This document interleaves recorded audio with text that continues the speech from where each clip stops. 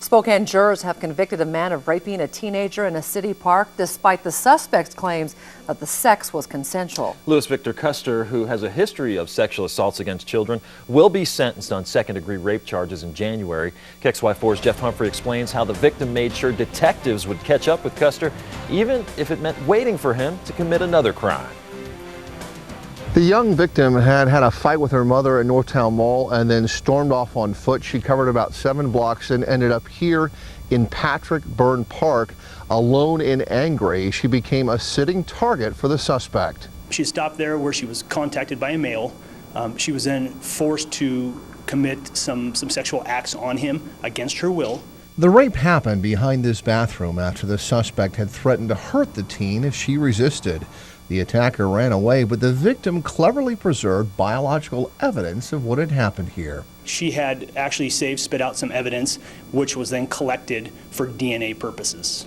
The 16-year-old also helped a forensic artist prepare this sketch of the suspect, but detectives soon ran out of tips to follow. Because this is a scary situation for all citizens of Spokane, just because this is an unknown person, a stranger to stranger, as we call it.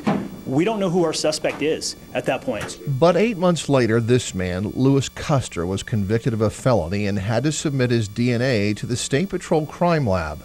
Once that got entered into CODIS, it then got matched up with the DNA that we collected the day of the assault. When questioned by detectives, Custer denied knowing anything about the victim or the rape, but once on trial, he told the jury the sex had been consensual. But the jury did not buy that explanation, did they? No, sir. They, at that point, the jury convicted him of second-degree rape.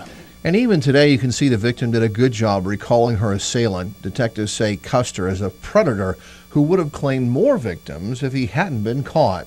Because of his previous convictions, including fondling other girls while he was still in middle school, Custer now faces at least 10 years in prison. Meanwhile, police remind women that if you're ever threatened by somebody who says, "Stay quiet or I'll hurt you," consider doing just the opposite, because as the suspect has to rethink what he's going to do next, that gives you an opportunity to escape. Reporting North Spokane, Jeff Humphrey, KXLY4.